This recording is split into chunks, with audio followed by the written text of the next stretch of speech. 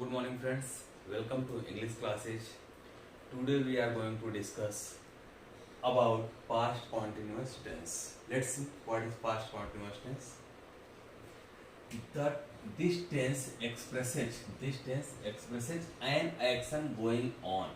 An action going on. Going on means चालू रहना, start रहना, जारी रखना. यानी कोई भी कार्य जारी रहे at the some time in the past.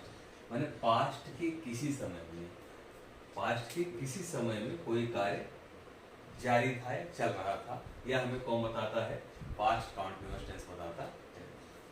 Affirmative sentences को देखते हैं, इसके हम कैसे हिंदी से इंग्लिश में ट्रांसलेट करेंगे. तो सबसे पहले रूल देख लेते हैं. I, he, she, it and other similar subject, और अन्य सिमिलर सब्जेक्ट के साथ हम वाज का प्रयोग हेल्पिंग वर्ब के रूप में करते हैं.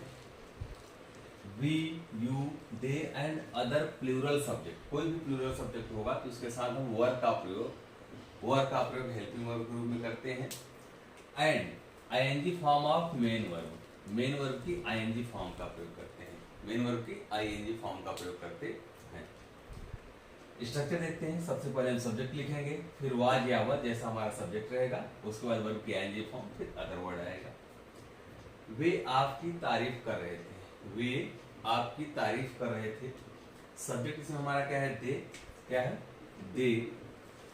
दे के साथ हम क्या लगाते हैं? वर, यानी प्लूरल हो जाएगा तो वर है दे. वर. तारीफ करने के लिए वो आता है प्रेजिंग, यानी प्रेज होता है PRAIS, प्रेज होता है तारीफ करने. इसमें आईएनजी जोड़ देंगे तो प्रेजिंग हो जाएगा. किसकी तारीफ कर रहे थे? आपकी. तो दे वर प्रेजिंग यू, ये हो गया हमारा. अगला सेंटेंस, हवा चल रही थी. हवा चल रही थी हो जाएगा द विंड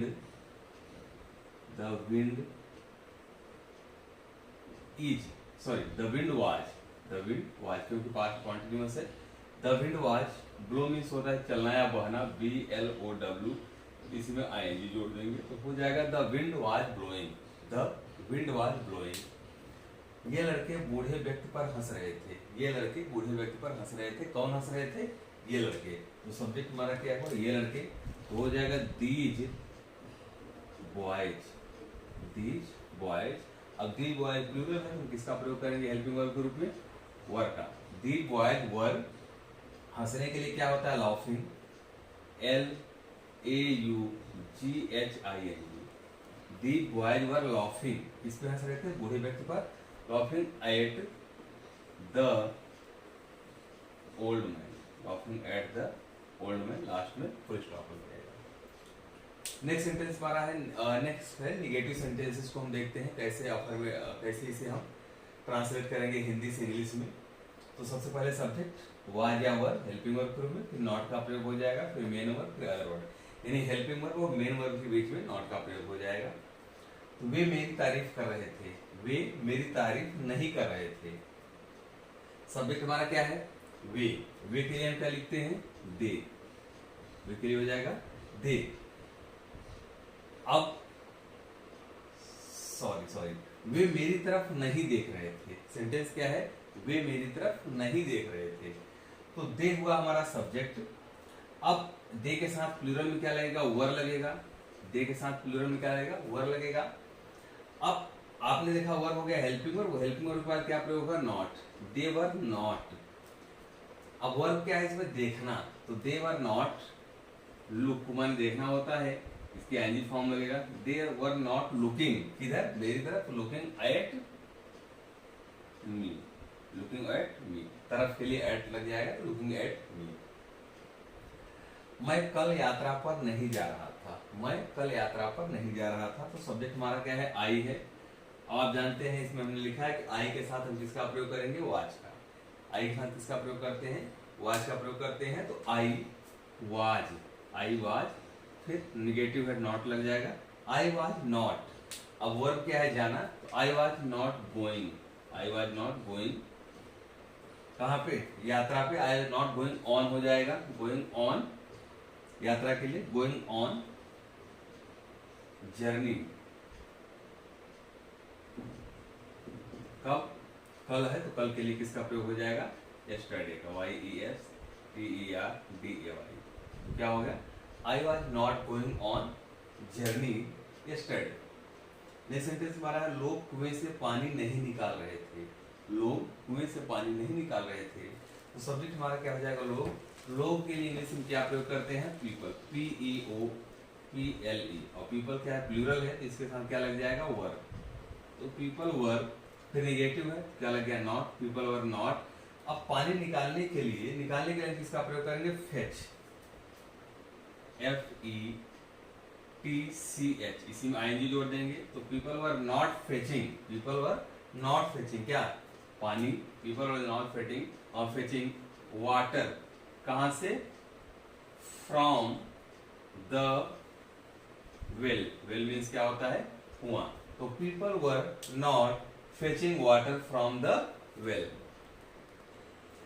इंटरोगेटिव सेंटेंस देखते हैं पास्ट कॉन्टिन्यूअस टेंस के इंटरोगेटिव सेंटेंसेस को हम हिंदी से इंग्लिश में कैसे ट्रांसलेट करते हैं। तो जैसा आपको पहले बताया गया है, आपको पता भी है कि इंटरोगेटिव सेंटेंस दो प्रकार के होते हैं। एक वो होते हैं जिसमें क्या शब्द वाक्य के प्रारंभ में आता है, ठीक है। इसको जब हम हिंदी से इंग्लिश में ट्रांसलेट करते हैं तो सबसे पहले हेल्पिंग वर्ब लिखेंगे, फिर सब्जेक्ट आएगा। अगर यही वाक्य नेगेटिव भी हो गए तो सब्जेक्ट के बाद हम क्या लिख देते हैं नॉट लिख देते हैं। नॉट फिर वर्ब की आएंगे फॉर्म, उसके बाद अदर फॉर्म, अदर वर्ड आता है। तो देखते हैं क्या हम अपने कपड़े धो रहे थे, क्या हम अपने कपड़े धो रहे थे। तो हमारा सब्जेक्ट इसमें क्या है हम के लिए किसका प्रयोग करते हैं वी, और वी के है प्लूरल, तो प्लूरल के साथ क्या लगाएंगे वर लगाते हैं। तो वर पहले लग जाएगा, हेल्पिंग वर्ब जो है पहले लगेगा। तो वर वी क्या कर रहे थे धो रहे थे। तो वॉशिंग WASH होता है धोने के लिए, ING हो जाएगा।